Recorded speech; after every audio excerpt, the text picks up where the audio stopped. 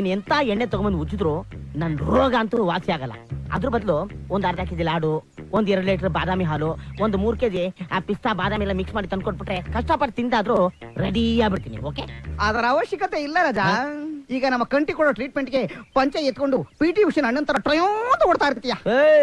ಏನಿಂದು ಮಾತುಗಳು ಜಾಸ್ತಿ ಆಯ್ತು ಒತ್ಲಾ? ಹಾ, ಹಂಗ್ ಬಾ ದಾರಿಗೆ.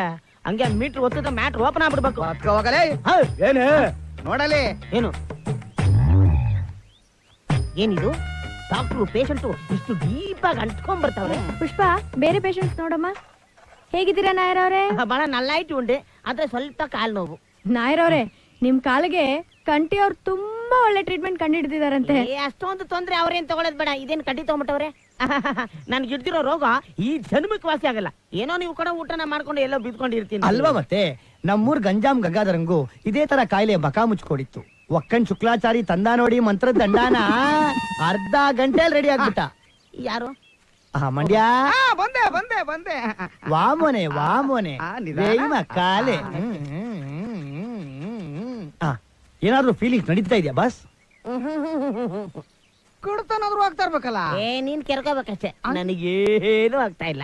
ಓ, ಹಂಗಾರ ಮಂತ್ರ ಹಾಕ್ಲೇಬೇಕಪ್ಪ. ಹಾಕ್ಲೇಬೇಕಪ್ಪ. ಸ್ವಸ್ತಿ ಶ್ರೀಮತ್ ಪಶ್ಚಿಮ ರಂಗನಾಥ ಪಾದಾರವಿಂದ ಮಧುಕರಾಯಿತ ಚಿತ್ತಮತ್ತರಿ ಪುಷಂಡ ಸರ್ವಂತ್ರಾಕ್ಷತೆ ಸರ್ವತಂತ್ರಾಕ್ಷತೆ ಸರ್ವಯಂತ್ರಾಕ್ಷತೆ ಪಾಹಿ ಮಾಂ ಪಾಹಿ ಮಾಂ. ಬೋಲೋ ನಾಯರ್, ಕುಚ್ ಹೋ ರಹಾ ಹೈ?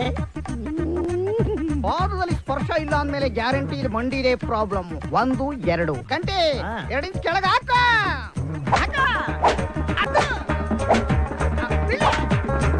ನಾಯರ್ ಕೇಟ ಇದಾದ್ರು ಫೀಲಿಂಗ್ಸ್ ಒನ್ನು. ಮತ್ ಯಾಕಪ್ಪ ಚಿನ್ನ ಕಣ್ಣಲ್ಲಿ ನೀರು?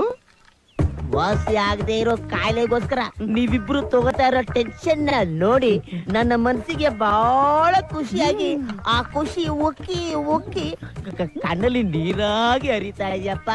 ಇದು ಆನಂದ. ಅಜ್ಜಿ ಆವೋಜಿ. ನಮ್ ಗಂಜಾಮ್ ಗಂಗಪ್ಪನ್ಗೂ ಹಿಂಗೇನೆ. ಮೊದ್ಲು ಬಂದಿದ್ದು ಆನಂದ ಬಾಷ್ಪ, ಆಮೇಲೆ ಅಲ್ಲವೇ ಕಾಲ್ ಬಂದಿದ್ದು ಲೋ ಮಂಡ್ಯ.